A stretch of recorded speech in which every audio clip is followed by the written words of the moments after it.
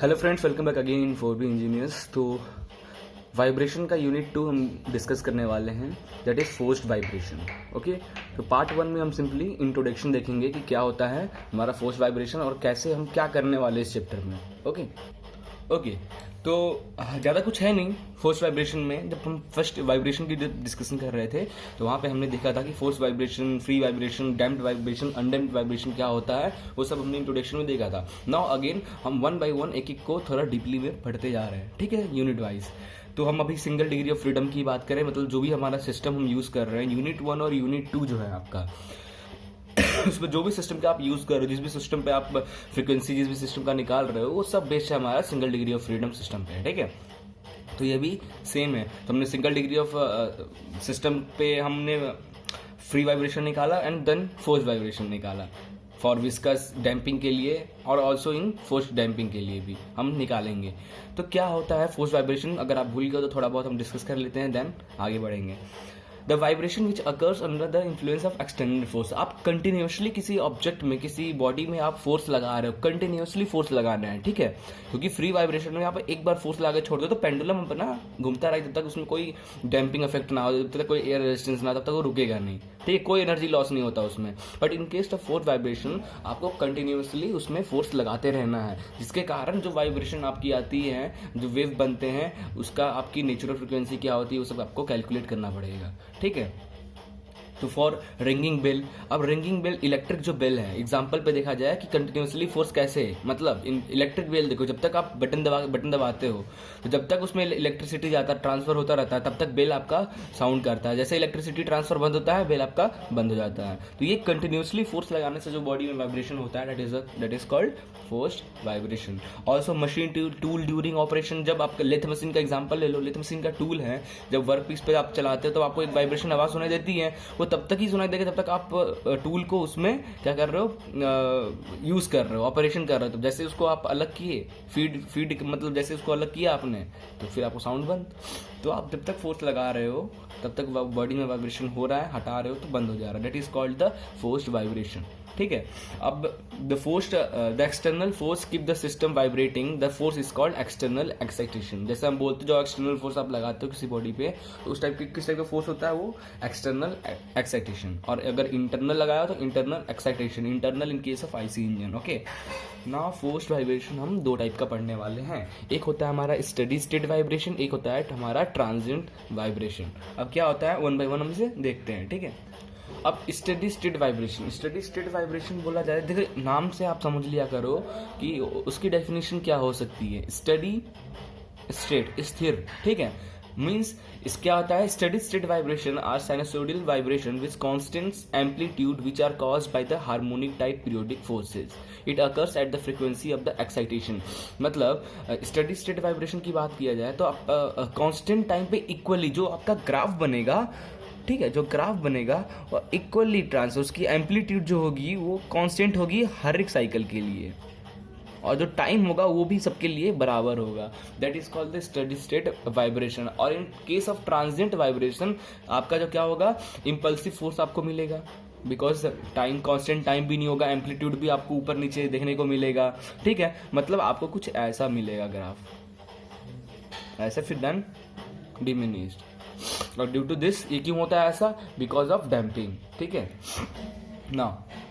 अब जो आपने एक्साइटेशन जो हो रहा है किसी बॉडी में, आप जो दे रहे हो एक्सटर्नल एक्साइटेशन, वो तीन तरीके का हो सकता है। पहला पीरियोडिक हो सकता है, इम्पल्सिव हो सकता है, या रैंडम हो सकता है इन नेचर वाइज में, ठीक है ना। द पीरियोडिक फोर्सेज में be harmonic and non harmonic. ये तो हमें पता है कि पीरियोडिक फोर्सेज जो होते हैं एक तो हार्मोनिक होता है, एक नॉन हार्मोनिक होता है, क्लियर ना। Vibration because of impulsive forces are called transient. अब देखो इंपल्सिव फोर्स जब एक्ट हो रहा है, मतलब उसकी जो एम्पलीट्यूड वेव बनेगी, उसकी फ्रीक्वेंसी, उसकी एम्पलीट्यूड, उसका फेस लेग सब अलग होगा, not a constant like a steady state. So for example देख लिया जाए, earthquake is because of random forces, clear ना। सोर्स ऑफ एक्साइटेशन की जब बात होती है तो क्या है सोर्स ऑफ एक्साइटेशन, ठीक है। Now when the external excitation to the system may be in the form of motion which is produced by one dynamic system to the another, and both such system are connected together rigidly and from one dynamic system having the several degree of freedom. ऐसा देखा जाए, for example आपका एक body है, ठीक है, एक body के ऊपर एक और बॉडी रखा हुआ, अब एक बॉडी के अंदर आप वाइब्रेशन दे रहे हो तो वो वाइब्रेशन इससे इसमें भी ट्रांसफर हो रहा है। तो सोर्स क्या हुआ इसका, पहले बॉडी में जो फोर्सेस लगा है that is called source, and the excitation for source excitation will be, जो आप फोर्स पहले बॉडी में लगा रहे हो उससे जो ट्रांसफर हो रहा है दूसरे बॉडी में, दैट इज जो सोर्स है, that is called the source of excitation.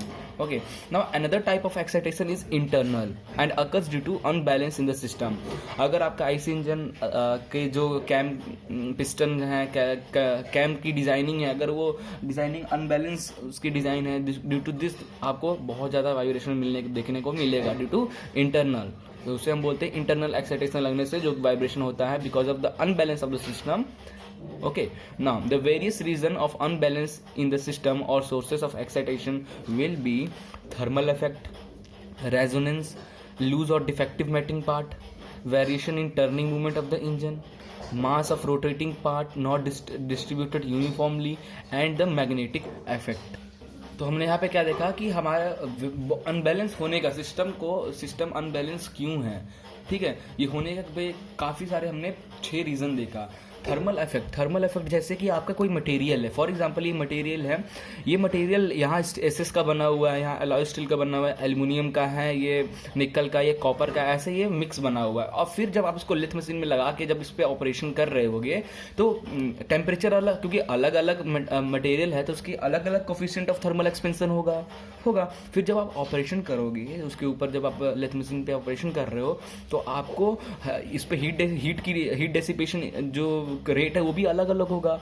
तो आपको क्या होगा, अलग अलग वाइब्रेशन सुनने को मिलेगा because of thermal effect unbalance system. Clear. Next है हमारा रेजोनेंस के कारण भी क्या होता है, जब रेजोनेंस कारण जो एम्पलीट्यूड बनते हैं, जो एम्पलीट्यूड वेव की एम्पलीट्यूड बनते हैं बहुत ज्यादा बनते हैं because of also the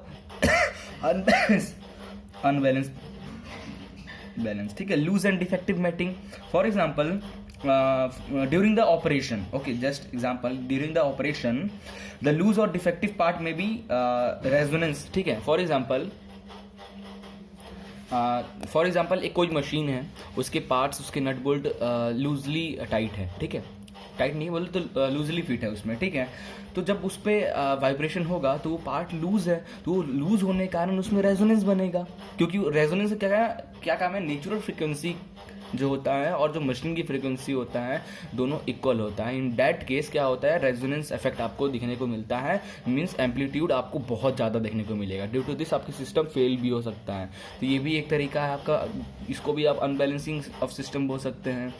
variation of turning movement, अब आप कभी कभी क्या होता है, आपकी शाफ्ट घूम रही है, due to variation in turning movement, वो भी एक तरीके का अनबैलेंस हुआ। Due to this also you have to face some vibration, magnetic effect. जब आपका कोई जैसे कोई मशीन है, फॉर एग्जांपल कोई मोटर है जिसमें आप देख रहे हो कि अलग अलग वोल्टेज से करंट जा रहा है, उसकी मैग्नेटिक फील्ड अलग अलग बन रही है, ये भी एक रीजन है हमारा अनबैलेंस सिस्टम का, ठीक है। ये सब हमारा था सोर्स ऑफ एक्साइटेशन के अनबैलेंसेस पार्ट्स। Okay, clear. नाउ अब नेक्स्ट लेक्चर से हम स्टार्ट करेंगे force vibration with viscous tempo.